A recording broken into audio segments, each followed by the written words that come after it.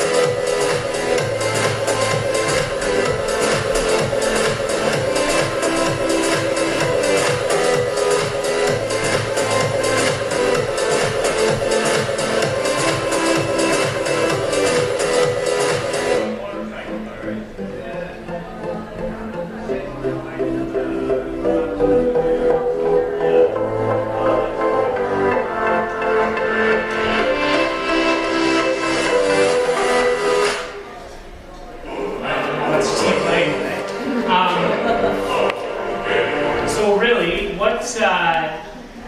I'll just quickly, I'm just going to pull up the Galileans next, is it, or? Yeah. Just quickly, we have like 3 main areas of our ministry. First and foremost is really summer camps. So we see about 700 campers every summer, anywhere from kiddies camp to youth camp. We do all the activities you saw, 140-foot water slide, rope swing, archery, riflery, canoeing. The idea is we want to teach them skills and we want to see them improve on those skills over the week, while obviously teaching them about God's love. Something interesting that's happened with summer camps, Christian summer camps, at least ours, and from talking with other directors, it seems true of all of them. Back even probably 20 years ago, you were seeing probably 80-20 church kids to non-church kids. So it was really very much like you're building up the kids who go to church, which is great, and we still do that. But those numbers have flip-flopped a little bit. Last summer, we saw about 40% of the kids who came would attend church regularly. 60% of them did not. So it really is great outreach to the communities that directly surround the different camps, and it's just a great outreach to Christian friends bringing other kids or whatever it might be. The other part of that, the reason we've seen an increase, at least at camp, is we also run a June program, a school trips program. So we're actually advertised as an outdoor ed center in June, not a Bible camp. We still have our Bible verses out, we still pray before meals, but we don't do chapel or anything like that. And in our school trips this year, we had 490 students come out from schools in the Sioux, a lot of local schools. And out of those students, 140 of them came back for a week at camp. 90 of them were first-time campers. So it's really cool to see how God is using that program, specifically a program that's run through the public school board to reach kids for Christ. There was one cabin of junior boys. 10 of the 12 kids were from a school trip. And out of those 10 kids, 9 of them, no idea what the gospel was. So that was really cool to see that God is using that program. Now with that program, camp throws in quite a bit of sponsorship money, and we offer anyone who comes on a school trip to come back for a week of camp for $50. So they save $245 if they come on a school trip. So that's great. And the third part is fall retreats. That's where we have a marriage retreat, a men's retreat. We call it the Forever Young retreat. It's a retirees retreat. And a Fall Blitz youth retreat. And then those are fairly well attended by it would be mainly church groups in the fall. And our camp is shut down in the winter. So we run till about October, and then we shut down and we reopen in May and hope that pipes will burst over the winter.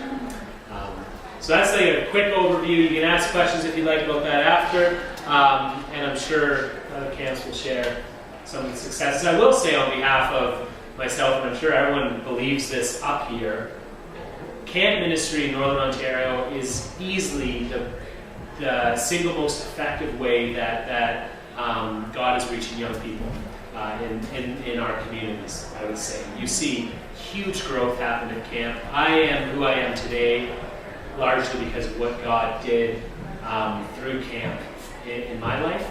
So even one thing I always encourage, parents especially, as your kids are getting older, teenage years, send them a staff. A week of working at a camp, a summer of working at a summer camp, the spiritual investment there is far greater than any financial gains they can make working for a summer. So, anyways. Well, let's just ask a question. You mentioned camp had an influence in your life. Where did you start in camping, and then how did you end up doing what you're doing? So I am actually, we encourage families to come, like parents to come and work, and then and bring their kids. We have staff babysitters. Staff babysitters lovingly refer to them as staff brats. And I was one of those for years. I think I went to camp the first time when I was like 4 months old. And have been going every year since with my dad. I only camped twice. I don't know why, I just only camped twice, the junior high boys twice. Then I worked at camp for a couple of years. I worked on summer staff at ABK for 6 years, and then took over as director just 3 years ago. And I would say the single biggest influence camp had on my life was the friendships that I made there, Christian friendships. My wife I met at camp, my best man I met at camp, and the list goes on from really just good, solid people that I met through camp. And that's what keeps people coming back. That's the community that's involved around camps. That's why you have people who are 40 who've gone to this one camp every summer because of the memories and the friendships that they made there. So it's, again, like a lifelong impact, influence that can be had on these young lives. So. Great, thanks, Brian. I'll just pick up right at the camp work there. I got the opportunity to go to Pioneer Camp and Camp Ninioi, and those are some of the best summers as a kid. I don't know if we've gotten a chance to go to that kind of stuff, but great experience. And besides the playing, you got to learn, sound biblical concepts, and it made camp a place that you want to go back again to. So with the camp Lisa and I are involved with, Dorion Bible Camp, we're seeing about 35 campers a week on average. We start as soon as school's finished, and we'll go out through to the end of August. And then during the rest of the year, we have various guest groups come. We'll do retreats for churches and various other functions. That also helps to subsidize the summer program for the kids. We also have the various activities. Unfortunately, our zip line got hit by lightning a few years back, so that's not functional now. But we do have, unless someone's going to dispute it, we have Ontario's largest climbing wall, which outdoor man-made climbing wall. Tower. It's more of a tower. Yes, it has 4 sides. And if you accomplish the most difficult face of the tower, you will get a nice fancy gold rock with your name on it, saying that you were able to conquer. Sir, some other details you'd like to join in as well? So what Charles does is he's the facilities director of the camp, and I'm the office administrator / bookkeeper. And so between us, probably any job you can imagine is available to you. If you like to write campers' names on stuff, like you have beautiful penmanship, I can use you. If you have poor penmanship but you can swing a hammer, Charles can use you. Or an axe if you're careful. No, policy does not allow that access anymore for campers. We have the claim to fame of a child actually cutting their finger off one many years ago, which is why we have a wonderful insurance policy. Why there's a wonderful insurance policy now. They exist. Yes. All One Hope Canada camps get to benefit from our negligence. But if you're careful, you may be allowed to use a whipper and trim the fence. Sure. Charles, just share a little bit of the recent history of the 2 campuses and what's been going on. So before we had arrived, we joined the camp just this September. Been there about 6 months now, and the old camp was building-wise a larger facility, but they have sold that property and moved to the larger, which is about 120 acres. And it has one main large building which houses everyone indoors. We don't have outdoor cabins. And we'll see. Yeah. Let me finish. Oh, And right now we see all the kids in there. So our future plan, though, is to be expanding it to other buildings and possibly cabins.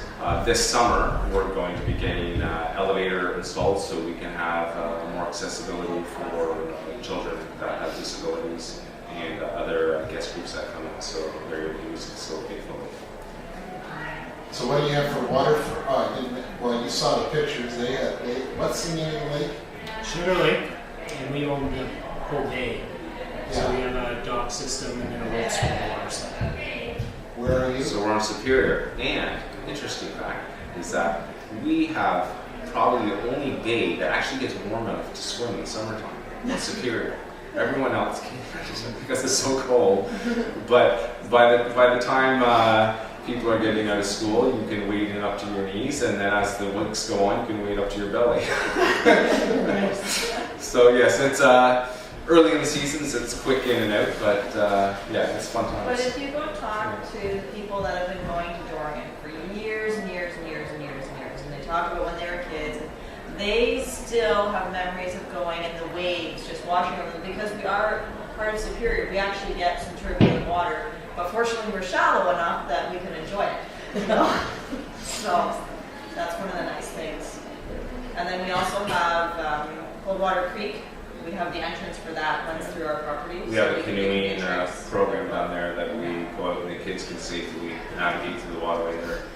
So if you're ever interested in getting involved, there are many different opportunities there. We have kitchen staff and counselors, and lots of other stuff to do.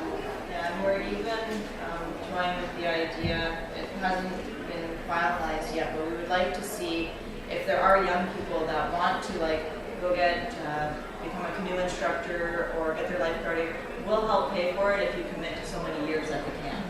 And it doesn't have to be full summers. We're saying that, if you can give us two or three weeks out of the summer, if you get your canoeing, we'll organize canoeing camps for the weeks you can give us, and we'll help you pay for that certificate so that then you're qualified instructors. And I think, Ryan, you were talking about how your population has changed. And you won't have all the history of that change, but what's happening here now? So, Your yeah. makeup, your camper makeup. Okay, so right now we're seeing about 50% or more of our camper makeup is First Nations kids, and of that, quite a few of them are coming from some type of child services program. So you're getting kids that are from a lot of broken homes, and there is a real hurt there and a real need for the gospel and for Christ in their lives. And we do have Christian kids that do come, but the majority are, like Ryan as well, are unsaved too. Yeah, don't go to church. Don't do anything. No concept of church at all. Yeah, you ask them who's David and Goliath, they wouldn't be able to tell you. They have no idea. And Speak up, Lisa. sorry, you ask them about David and Goliath, and they won't even know who that is. They haven't heard of the Bible stories that most of us have grown up on. And I think the biggest thing is that a lot of the campers that do come to our camp can't afford to come. So we end up doing a lot of sponsorships. Last year, I think we sponsored 60 kids that didn't have to pay. And I mean, if anybody wants to set up fundraisers for that, that is really our biggest need for finances. Because I mean, we already run our week of camp. We have the prices as low as we can so that we only break even. And so when we have kids that are coming that can't afford, we're running camp at a loss. Every week we run at a loss. We don't have the money to run, which is why we do the guest retreats throughout the year to try to get the income in so that then we can run our summer program. Okay, good, thanks guys, we'll give you some more questions. Chrissy? I think Kate was gonna go. Oh, Kate, okay, you're on, sorry. I'm just gonna show you a quick video.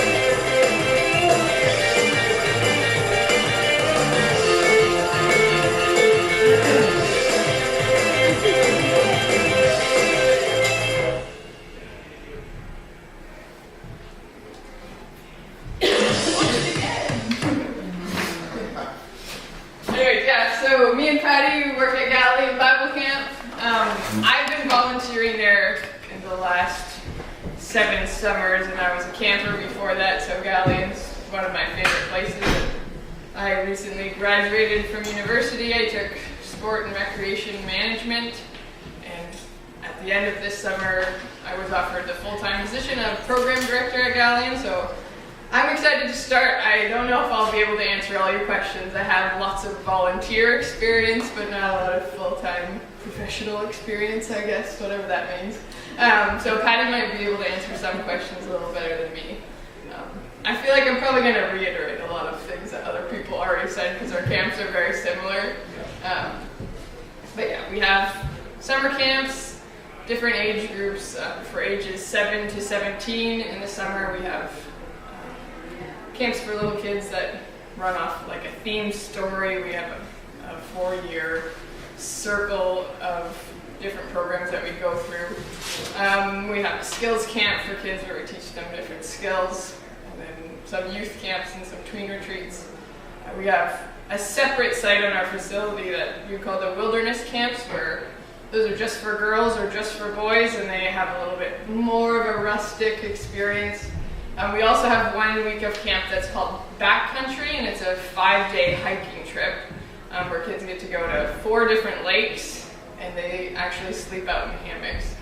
So that's something that our director Bill runs. He is currently on an ice hike right now, which is a fundraising thing for us. Not really something that either of us would enjoy. I think he's hiking 119 kilometers over 5 days. Just to raise some money for our leadership team, which comes in the spring to help us get everything ready for the summer. Not in the summer, we also have retreats. We have a ladies' retreat. There's 2 seniors' retreats that happen. We have rental groups. We have some school groups that happen in the spring. They don't stay overnight. They're just kind of a day trip to give them a taste of what camp's like, and we have just started that over the last 2 years, so we're hoping to get more schools to come, because like Ryan said, it's often a time where kids come, get interested, and then come back later in the summer for the weeks of camp. Yeah, what else am I missing, Patty? That's pretty good. Finally, you have a climbing stone wall. Have a real rock wall. Yeah. Oh yeah. We have winter camps too. We have a retreat for tweens and a retreat for high school age kids. We have a big tube hill that happens in the winter, yes. Yeah, so in the summer we have a rock wall, we have paintball, we have water sports like most camps do. We got a really nice lake. And Yeah, what's the name of your lake? Lake Duborn. Duborn.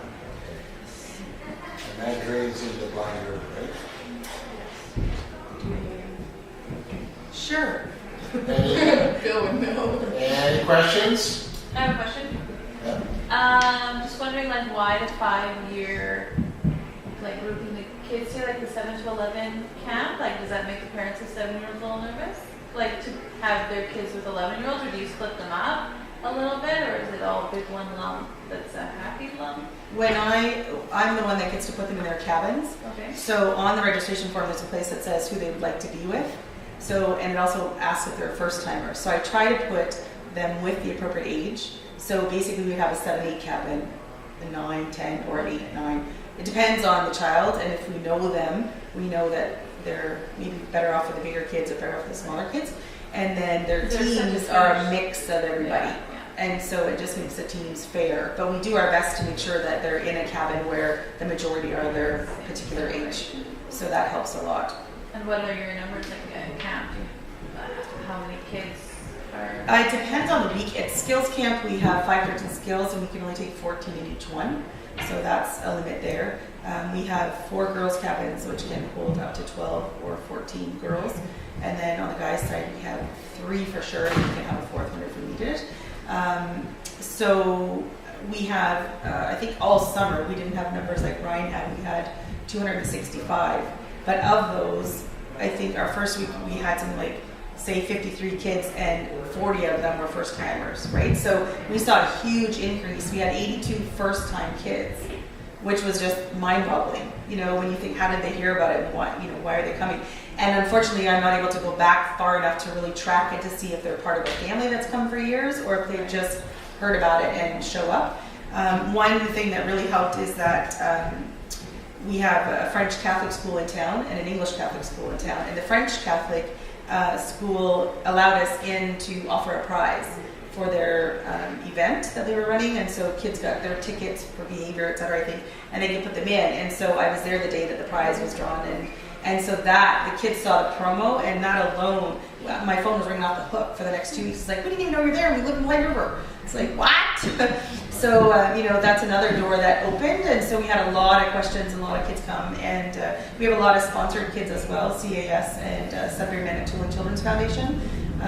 They're not a Christian organization, but they are all about supporting kids to go to camp, and because we've been able to handle some of their tougher kids, then they check with us first to check it out. So we really try hard to match them with suitable counselors as well. And so and I'm the homesick doctor, and so successfully last summer we had 3, and one was before I ever got in the office, and I thought, oh brother, that was me once upon a time. And so I saw her about 8 months after that, I guess it was. And she saw me across the room, and she's like, she came running, she said, I don't remember you, but you're the homesick lady, I know that. And I can't wait to come back. And then she shoved a grown-up out of the way to sit with me at the function we were at. And she's like, I'm coming back. And now I know, because you told me, just say, I am not going to puke. And it works, And then we had another guy that came, and every lunch hour he came in with his counselor and sat in my office, and I'd say, now what was good about today, and send an email. And so although I'm in the office, I try really hard to make a connection with the kids, and also in the tuck line. So I check with the kids and see how they're doing in their cabin and that kind of thing. And on staff we have a head male counselor and a head female counselor. So if there are any issues within the cabin, then they contact the head counselor. So if there's, if a child is feeling uncomfortable with that one, we have moved kids before to put them in a better situation for them. Because sometimes on forums, you don't get the whole story until you see them in action. And then it's like, oh, okay, thought you were this age, but you'd be better off in this bracket instead. So we tried really hard to make sure that's going to work. And we sent one home, I think, last year, and didn't even make it through supper. It was just like adamantly on the way home. And so after that, I was even more convinced that we need to work harder to, and we encourage emails to come in. So parents, the kids get mail. Somebody donates empty, like no marked envelopes. So I print off their emails and they get it at lunch. And that really helps. Sometimes it makes them cry harder, and then they get to come in and dictate a letter and send it home. So we really try hard, and I'm sure the camps do, to try to match to make sure that they're going to be a good fit. So we've had Thank you for the electronic. I'm not going to ask it now, but yes. On cell phone policy. Yes. I'm not going to ask it. let's let Chrissy share, and so we can discuss that, how that's handled in camps. Okay, so I'm gonna skip on the video today. No, I'm just gonna. You're gonna talk. It's okay, I'll just share. So we are All Tribes Christian Camp. We're on St. Joseph's Island, so nice and close to the Sault. We're about 45 minutes from here. And we are a significantly smaller camp than probably all of you. We're currently running 4 weeks out of the summer, and they actually just hired me in August as the first full-time employee. That's the new director. So it's a very exciting time for All Tribes. Lots is happening, but we are also asking a lot as well. We are, our fundraising has had to go up significantly. Our volunteering is going to have to go up significantly as we add new programs and look to expand. And the other big ask that I have from the community is just what do you guys see as needs? Because there's no point in me starting all kinds of programs if nobody thinks that it's a need in the community. So we really want to be reaching, really our kind of core focus is from Sault Ste. Marie to Thessalon. That's where most of our kids are coming from. So yeah, our programs are very similar. We don't have a full waterfront. We have a pond that you kind of hop in. It's really cold. It's nice, fresh, spring-fed, but very cold. So you kind of hop in and hop out most of the time, but nice and refreshing on hot summer days for sure. And then our program itself is very relaxed. So we don't, because we're small, we see, in our overnight programs, we see from 20 to 40 kids, 40 maximum every week. And then our day camp is significantly larger. We do see about 130, give or take, for our day camps, which means we run 45 to 50 staff minimum for that. So are they run in separate times from the residential camp? Yeah, so our day camp is for kids ages, anyone who's going into JK until those who have graduated grade 8, and that runs early in July. You can stop by my booth if you want the dates. And then we have 2 overnight programs that are in August. And this year we've added a family camp as well, which I think is something that isn't happening a lot around the Sault, so excited to see how that goes. But because we're smaller, all of our stuff is done together, so it's really great for kids, I think, that are coming in and are maybe a little bit nervous that they're going to be separated from their friends or just make a friend and then be pulled off to some other group.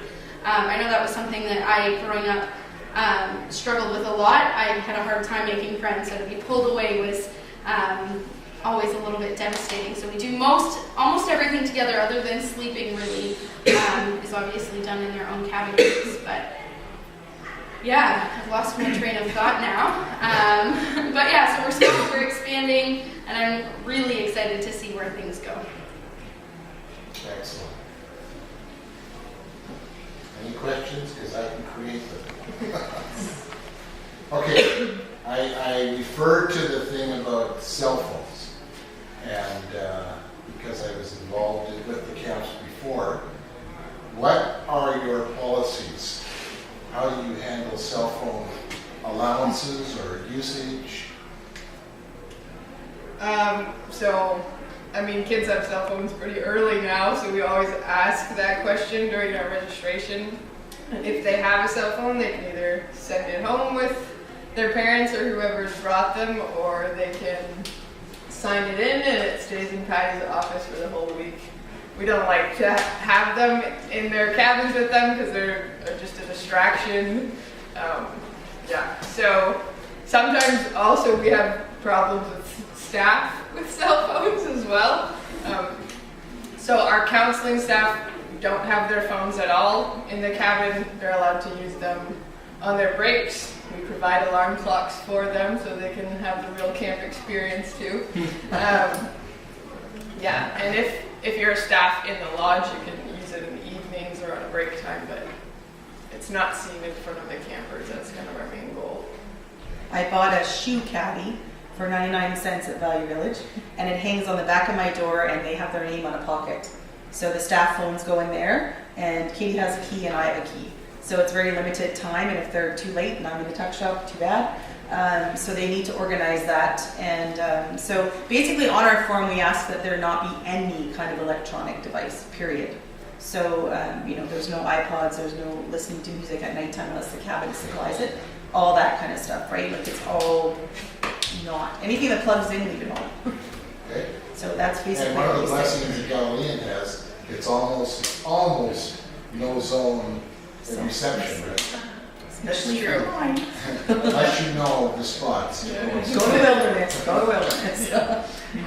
Okay, Chrissy, what's, Yeah, our policy is pretty much the same. Leave it at home. We are smaller, so we don't tend to have to lock any away. If they do bring it, we say it has to stay in the bottom of your bag.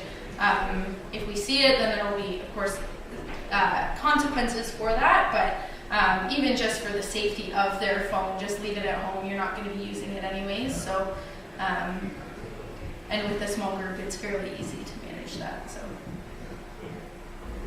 Rose?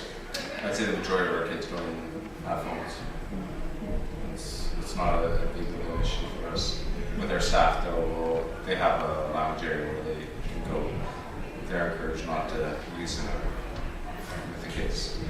I think the only unusual thing that we will do is like the directors or myself and Charles, like if we have our cell phones and there's a child that's homesick and they want to call home, we'll look at our phone and let them call right there. We have you can contact your parents when you want policy. And there are the occasions where kids, if they need to go home. I mean, and we'll let the kids talk with their parents. The parents will come, and sometimes that's enough, and they'll decide to stay. So it's just, the parents know too. Right? We bus kids in from North Bay and Sault Ste. Marie and everywhere in between. So we do end up getting a lot of cell phones at camp. We ask them to turn it in. My mind is camp is a retreat, and as such, you should take a retreat from cell phones, especially because they're a distraction, and people aren't getting outside as much. Like really, you look at the numbers of hours spent on cell phones by the teen generation. It's like 6, like average hours a day on your cell phone or more. So it's really good to see, like it's a good process. We have had kids coming in crying because they're going to ruin their Snapchat streak. Like stuff like that. Just mind blowing. And the policy as far as staff goes, we're actually changing it a bit this year. I was lenient on it last year, but we're going to be stricter and ask the staff hand in their phones as well. Because if it's a retreat for the campers, it should be a retreat for the staff as well. And I think that it's a good exercise for anybody to go without that technology for some time. Leadership staff, like older staff who are probably more responsible with their cell phones and not as worried about, but we do get a lot. We get 250 volunteers over the summer. So we get a lot of teens like who are working in the kitchen who, you don't take their phone away, they're just going to be on it all day. So I have no problem being strict on that, and people complain, but I think it's healthy. I think also not having their cell phones helps to keep track of who's putting pictures somewhere. Mm-hmm. So, we have staff who take pictures and we want only those pictures to be posted. So if, Elizabeth had her cell phone and she's taking cabin pictures and all of a sudden on Facebook she shares those, and we've told parents that, we will be very careful, then it's like, oh my goodness, right? So by not having them, then that helps to eliminate that as well. Because kids don't always have the same thoughts as grown-ups do. Chrissy, how big is your property? We have over 100 acres. Okay. And a center building or what? Yeah, so we have a few buildings. So we just did a major building project in 2013. So we built a new gym and recreation center where we have a lounge room and our new tech shop and a great gym. I was not part of the building process. I'm still a little bit biased, but it is absolutely stunning the work that they've done. And as well as 4 new cabins. Our cabins are all dividable into 2, which is what we'll use for our family camp primarily. So they can sleep. Each section can sleep up to 7 people. And each section has their own bathroom, so the cabins are divided into 2. They all have 2 bathrooms in them.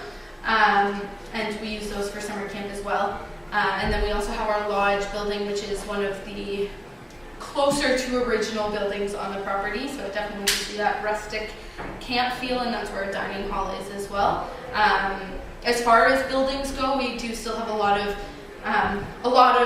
work to go. We've done some pretty incredible things, but anyone who works at camp knows there's always something to be done, especially with that many buildings. So yeah, our lodge will need work eventually, and our gym is not quite finished yet. So lots going on there. And then we also have some other older cabins. We have these really cool TP style cabins, which were the cabins prior to what they're in now. Yeah. And how many can you take in a week? For our overnight camp, we can take about 45. I would prefer to cap it at about 40, but space-wise. And how did you get into camping? Into camping? Well, it all started when I can't remember if I was 5 turning 6.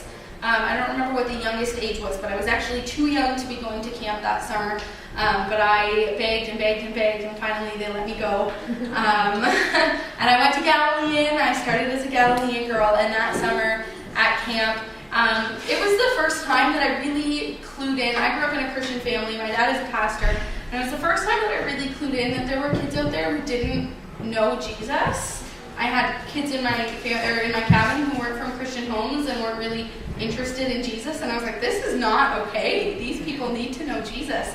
And it was that week that I was like, I need to do camp forever, and I didn't know how. The tuck shop probably also played into that decision. But I didn't know how, obviously, at the time that was going to happen, and for a long time I thought I was going to direct Galilean Bible Camp, but through some circumstances I ended up working at a camp called Mediva, and I did some leadership training there, and was on their staff for a while as well. And yeah, there's been times where I was like, you know what, I'm called into overseas missions, I'm going to go to Africa, I'm going to go to India or wherever, and every single time I chose a place that I thought I needed to go, God shoved me right back into camp ministry. So yeah, it's been a bit of a whirlwind. Great shit. And Patty, you're GT2, I think. Yes, my first camp experience was being put in the cabin called Wanna Come Back. You had to be 8 back in the 70s to go to camp. And I had my Bible for my birthday in June and went to camp in the summer. And they put me in Wanna Come Back, and I said I didn't want to stay.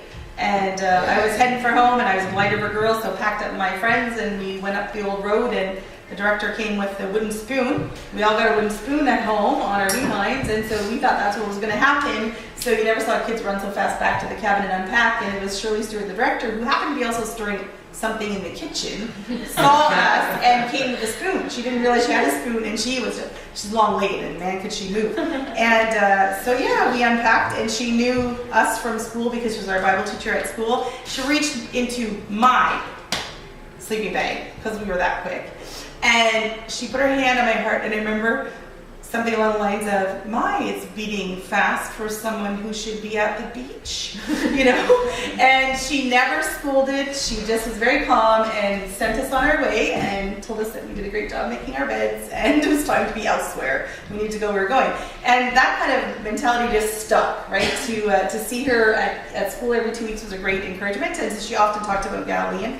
And so I went back every year, and as a teenager became a lifeguard and did that, and then did everything during the summer except work in the kitchen. And so I ended up doing church ministry, and thanked all the experience at Galilean for that.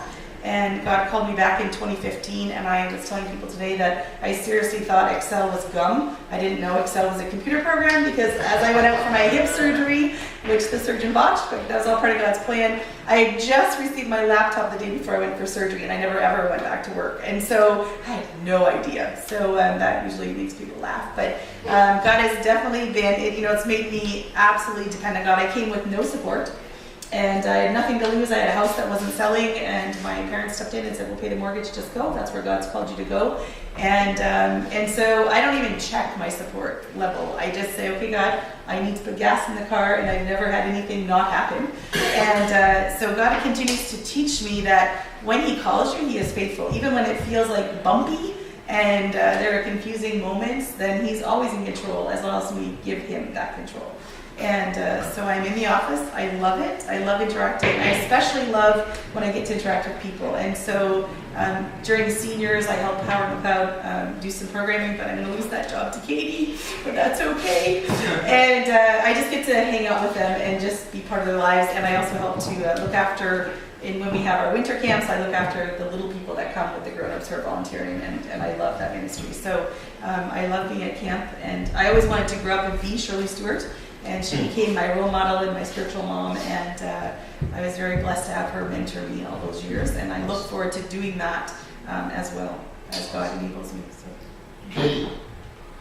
Well, I feel like I kind of already said this, but I grew up at Galilean. I was always a camper there, and then when I got to the age when I was going to be maybe a counselor, my mom kind of gave me the extra shove. She was like, yeah, just go. You should just go and do the training while your other friends are doing it, so then you'll be ready, even if you don't stay for that many weeks this summer. And then I went and did counselor training, and then was pretty much hooked ever since. I said this at the beginning, but this past summer was my 7th year working at Galilean. And then, yeah, God kind of just worked out the details very clearly for me to continue working there full time. I remember having like a conversation with my mom partway through high school. She was like, so what do you think you want to do with your life? And I was like, I don't know. I really loved working at camp in the summer, so I decided to go to school for sport and recreation management, because that was something that was kind of tied in with camp, and then worked there in the summers all throughout university, and I did my internship at Galilean, and I didn't think that I would end up working there full time right away, because kind of like Chrissy, that was my ultimate goal, to be the director of Galilean. But yeah, it's been really cool to see God clearly work out the details, and I've been raising support the last couple of months, and something that's cool about raising support is that it's obvious that God is calling you to a certain place if He's providing for you. 2 days ago, I reached my 70% goal, so that means I get to actually move to camp. So, yeah, it's exciting, and it's cool to see God work like that. Okay, we have 5 minutes. Give me one significant personnel need you have. I know you have summer stuff, but if it's summer stuff, that's fine.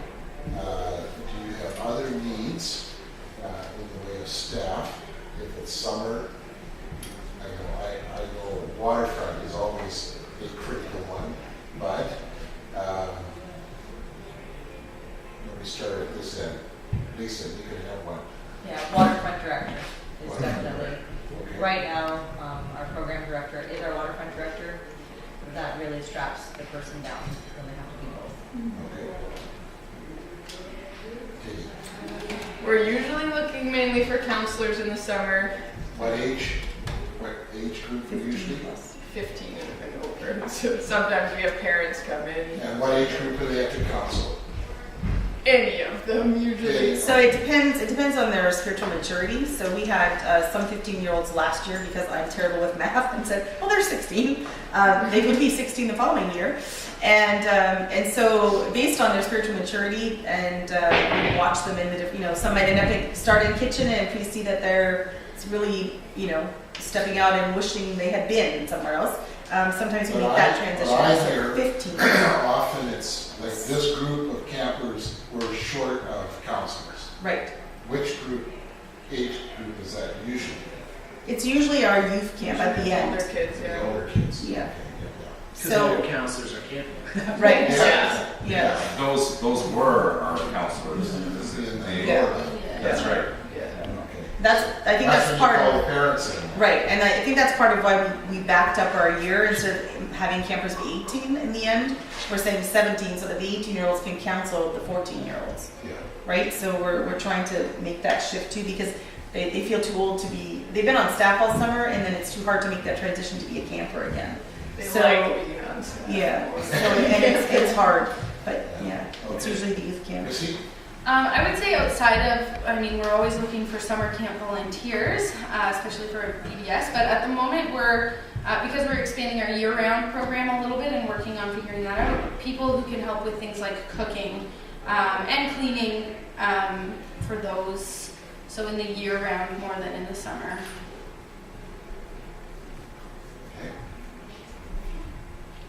Well, it's a lot of fun. Yeah, it's the same. You guys agree? Right? That's good. Counselors who are over 30 years old, because there is a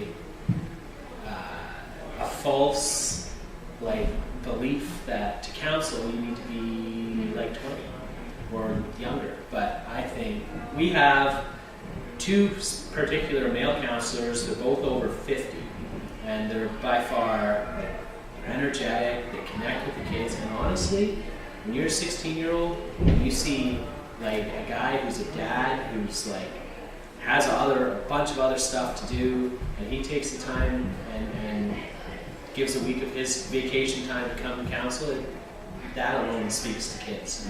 So we've been trying to move to like, let's get a dad or a mom in every cabin. Mom and girls camp, dad and boys camp.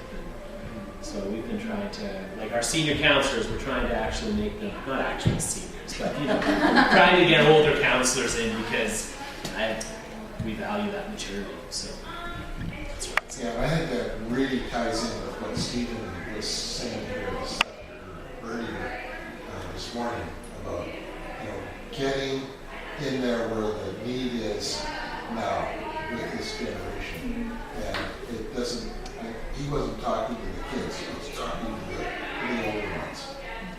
Yeah, great challenge for camps to get that age level involved. Any last words? Pray for us Pray, yeah. and the campers. And I can ask you about financial needs. I know all the camps need. It's amazing though how God provides. All of these camps have started on faith and live by faith, provision of camper fees, but other donations and people interested. Because it's nice at One Out Canada, and then I go to Bethel that's ABK focused, so I get to see this broad range of how God is just blessing and providing. And we need to, Ryan, you made reference to camp was a turning point for your life.